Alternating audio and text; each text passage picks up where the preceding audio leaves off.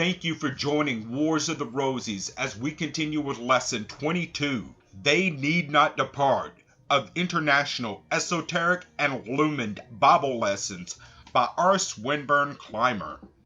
International Illuminated Bible Lessons, prepared for the Sunday Schools of the Church of Divine Illumination, Matthew chapter 14, 1st through 21st verses. Golden text, They need not depart, give ye them to eat. In the beginning of this lesson, we have the history of the violent death of John the Baptist. This is nothing but the death of the mental laws of healing. It is not divine, and, therefore, when in the hands of the wicked, it is destroyed. Herod, the king, was a wicked man.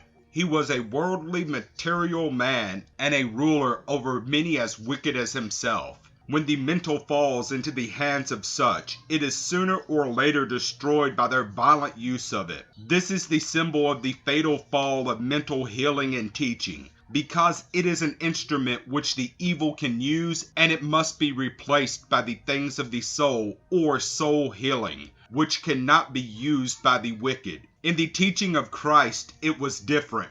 He rose from the dead and taught them afterwards. He was with them 40 days, manifesting the divine power he gave to the world that accepted him. Christ's teaching and healing will not yield to the demands and laws of evil as will mental or mind teaching.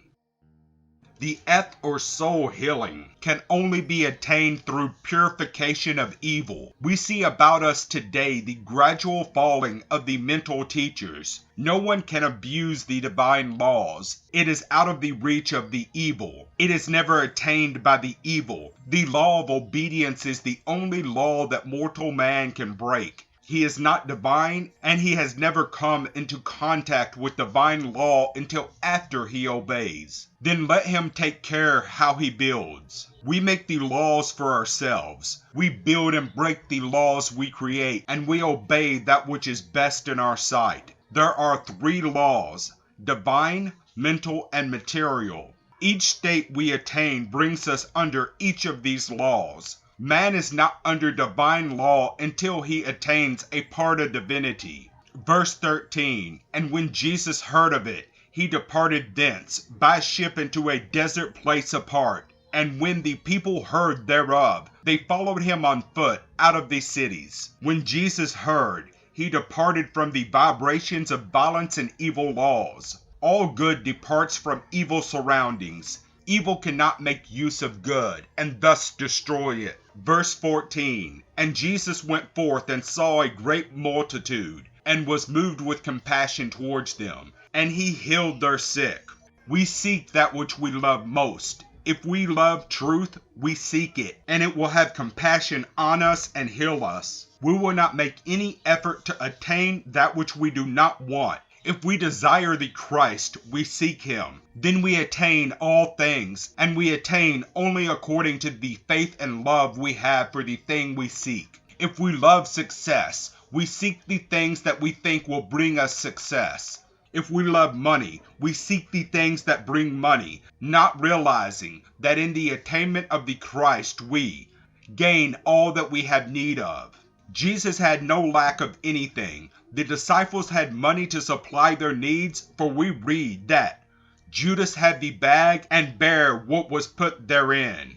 Again, when the master told them that one shall betray him, and he gave the sup to Judas, they thought that Jesus had said unto him, Buy those things that we have need of against the feast, or that he should give something to the poor. They could not buy unless they had the money, and they would not have had the bag unless they had the money. But Judas bare what was put therein. Verse 15, And when it was evening, his disciples came to him, saying, This is a desert place, and the time is now past. Send the multitude away, that they may go into the villages and buy themselves victuals.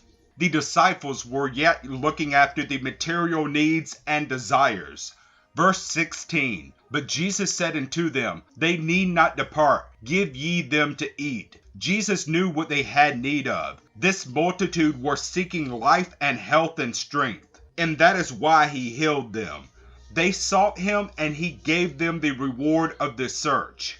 Verse 17, and they said unto him, We have but 5 loaves of bread and 2 fishes. They had but little to give so vast a crowd, but it had not occurred to them that what they had would be of any service. They did not know that the multitude were not hungry for material things, but for the things of the Spirit, and that one master has enough of the spiritual food to feed vast multitudes and to satisfy millions of truth seekers.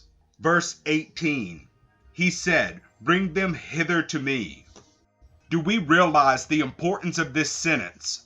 Bring what you have to the Christ, and you will be able to feed thousands.